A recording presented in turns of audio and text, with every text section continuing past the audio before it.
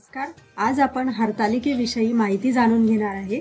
मुहूर्त, हरतालिकेची पूजा विधी, माहिती, कथा आणि आरती जाणून घेऊया. श्रावण सरला की सर्वांना वेध लागतात ते गणपतीचे. भाद्रपद चतुर्थीला श्री गणेशाची पार्थिव पूजा केली जाते. यापूर्वी भाद्रपद तृतीयेला हरतालिकेची पूजा करण्याची प्राचीन परंपरा आपल्याकडे आहे. कुमारिका आणि सुहासिनी हे व्रत करतात. हरतालिकेच्या व्रतात उमा माहेश्वराचे पूजन केले जाते. प्रामुख्याने सिंधुदुर्ग, गोवा, कर्नाटक किनारपट्टी भागामध्ये अनेक कुटुंबांमध्ये आजही गणपतीच्या दिवशी उमा माहेश्वराचे पूजन केले जाते. या दोघांचे पूजन झाल्याशिवाय गणेश पूजन केले जात नाही अशी यामध्ये प्रथा आहे. तर प्रत्येक भागामध्ये ही प्रथा वेगवेगळी असू शकते. 6 सप्टेंबर सकाळी 6:02 ते सकाळी 8:33 पूजेचा शुभ मुहूर्त असेल. मुहूर्ताचा कालावधी 2 तास 31 मिनिटं असा असेल. तर या दिवशी व्रत कसे करायचे? तर हरतालिकेचे व्रत करताना संपूर्ण दिवस निर्जळी उपवास करून दुसऱ्या दिवशी याचे पारणे केले जाते. त्यामागील आशय काय आहे हे आपण आता समजून घेऊया. तर हरतालिका म्हणजे काय? तर हरिता म्हणजे जिला नेले ती, आणि आली म्हणजे सखी. हरिता म्हणजे पार्वती आणि आली म्हणजे सखी, तिची मैत्रीण. तर पार्वतीला शिवप्राप्तीसाठी सखी तपश्चर्येला घेऊन गेली, म्हणून या व्रताला हरतालिका व्रत असे म्हणतात. भाद्रपद महिन्याच्या शुद्ध पक्षातील तृतीयेला हरतालिकेचे व्रत केले जाते. हरतालिका व्रत कुमारिका आणि विवाहित स्त्रियांनी करायचे व्रत आहे. देशातील अनेक भागात सखी आणि पार्वती यांची शिवलिंगासहित मूर्ती आणून यांची पूजा करण्याची पद्धती प्रचलित आहे.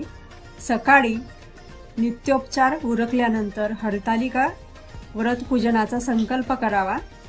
पार्वती आणि तिची सखी यांच्या मूर्त्या ज्या मातीच्या बाजारामध्ये मिळतात त्या आणून त्यांची पूजा आपण करू शकता, किंवा घरीच मातीच्या छोट्या मूर्त्या बनवून त्याही आपण ठेवू शकता या पूजेसाठी.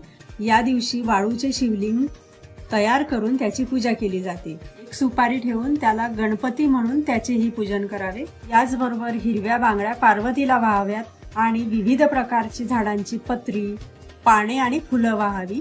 याचबरोबर बेलपत्रही वाहावे आणि ओटी भरावी. ओटी भरताना यामध्ये आपण ब्लाऊजचे पीस, नारळ, छोट्या ज्या बांगड्या असतात, सौभाग्य अलंकार ते वाहावेत, वस्त्र वाहावीत, त्याचबरोबर हळदी कुंकू आणि फुले वाहावीत. याप्रमाणे ही पूजा संपन्न करावी.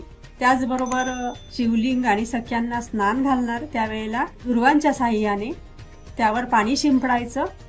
त्याचबरोबर पंचामृत शिंपडावे व पुन्हा पाणी शिंपडून याप्रमाणे स्नान घालावे आणि इतर पूजा करून घ्यावी. या दिवशी संपूर्ण दिवसभर कडक उपवास केला जातो. फळांचा नैवेद्य दाखवून आरती केली जाते. तर हा उपवास का करतात? तर कुमारिका चांगला पती मिळावा, तसेच विवाहित स्त्रिया पतीला दीर्घायुष्य लाभावे, संसार सुखाचा व्हावा यासाठी हे व्रत केले जाते. त्याचबरोबर रात्री विविध खेळ खेळून रात्र जागविली जाते व दुसऱ्या दिवशी पुन्हा आरती करून नैवेद्य दाखविला जातो. याचबरोबर या मूर्तीचे पाण्यात विसर्जन केले जाते. यानंतरच उपवास सोडला जातो. याला पारणे असे म्हणतात.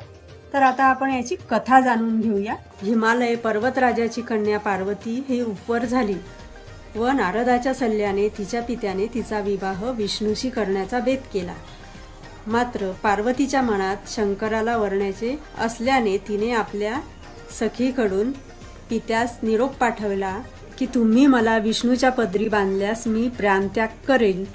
ती इतक्यावरच थांबली नाही तर आपल्या सखीच्या मदतीने घरातून पळून गेली. अरण्यात जाऊन घनघोर तपस्या केली.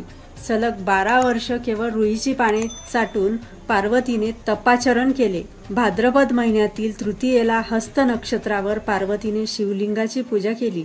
दिवसभर कडकडीत उपवास केला, जागरण केले.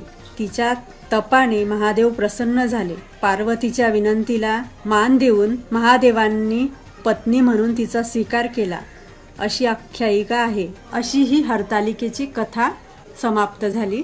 तर आता ही कथा वाचून झाल्यावर किंवा ऐकून झाल्यावर गणपतीची आरती घ्यावी, सुख करता दुःख हरता. यानंतर शिवाची आरती घ्यावी, त्यानंतर हरतालिकेची आरती.